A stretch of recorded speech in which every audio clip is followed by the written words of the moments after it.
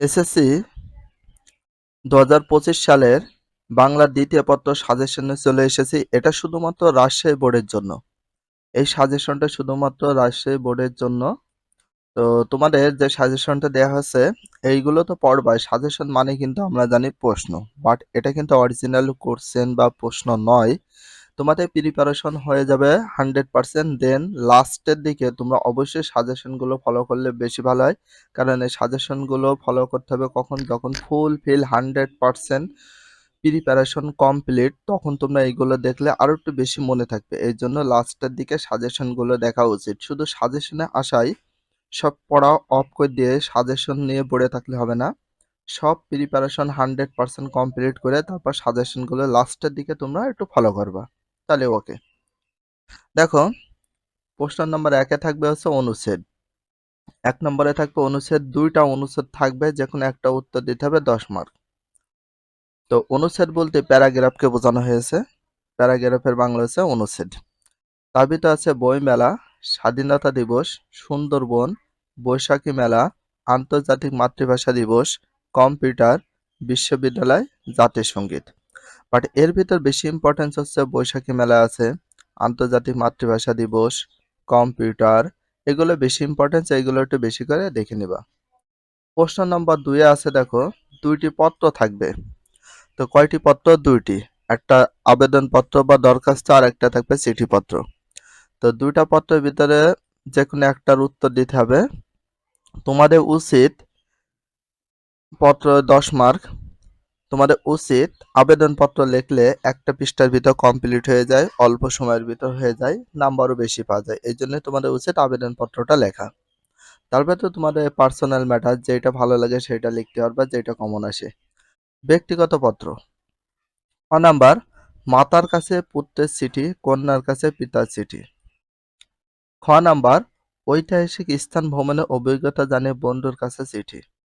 গ নাম্বার, লেখকের কাছে পাঠকের চিঠি।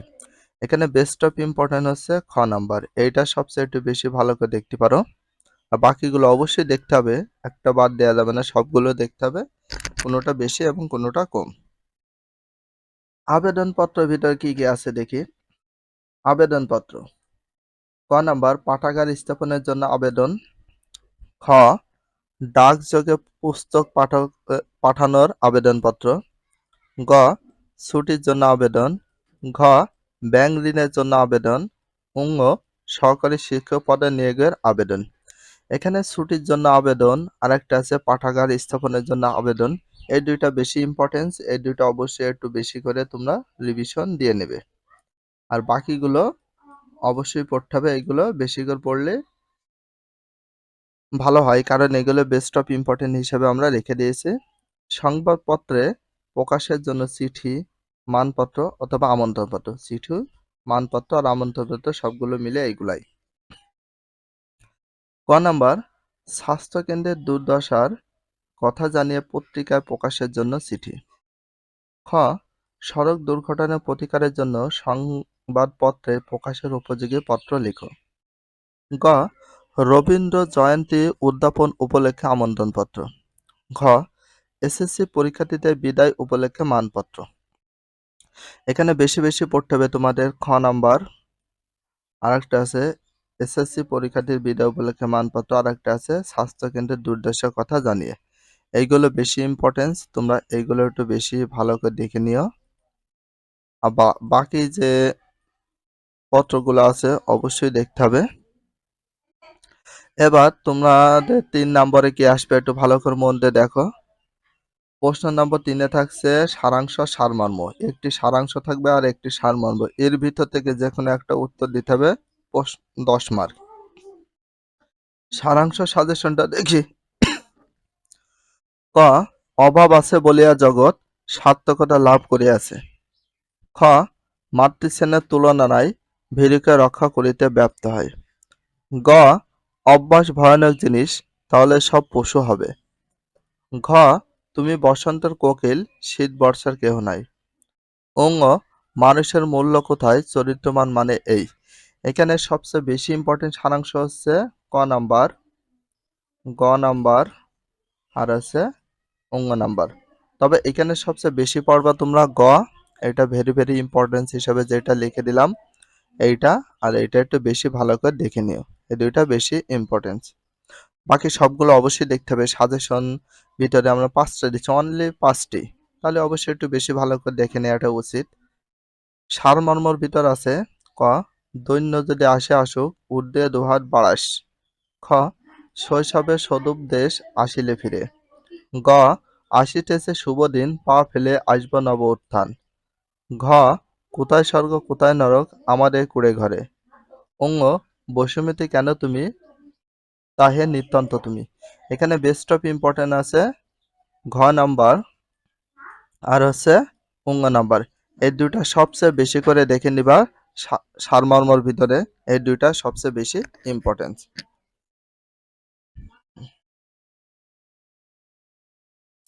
এবার তোমাদের 4 নম্বরে থাকবে হচ্ছে ভাব সম্প্রসারণ।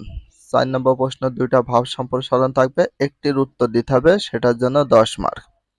আর আরেকটা বিষয় তোমাদেরকে অবশ্যই জানিয়ে দিচ্ছি, এখানে সবচেয়ে বেশি ভালো তোমাদের মনে রাখতে হবে, দুই ধরনের তোমাদের সম্পদ আসে বা ভাব সম্প্রসারণ আসে, দুই ধরনের, একটা হচ্ছে কবিতা আর একটা হচ্ছে গদ্য থেকে, কবিতা থেকে আর গদ্য থেকে।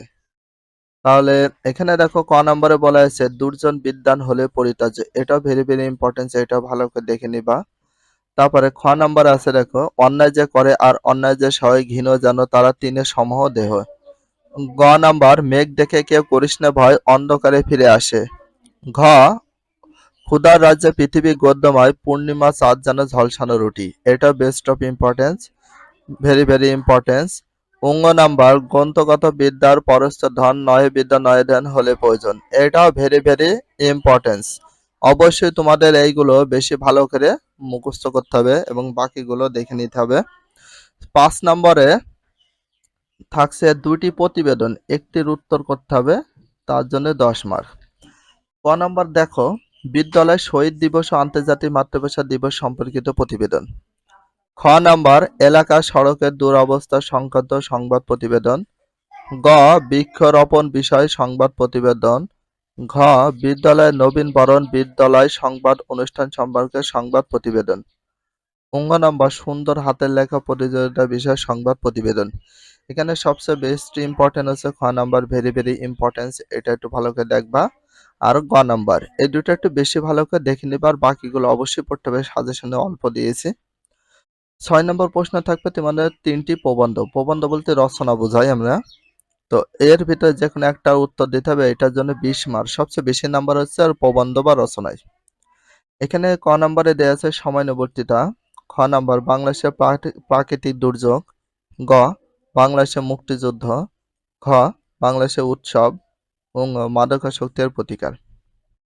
এর ভিতর বেস্ট অফ ইম্পর্টেন্ট আছে 3টা। ক নাম্বার সময়ানুবর্তিতা, সময়ের কাজ যারা সময় করে তাকে সময়ানুবর্তিতা বলে। বাংলাদেশের প্রাকৃতিক দুর্যোগ, এটা ভেরি ভেরি ইম্পর্টেন্স।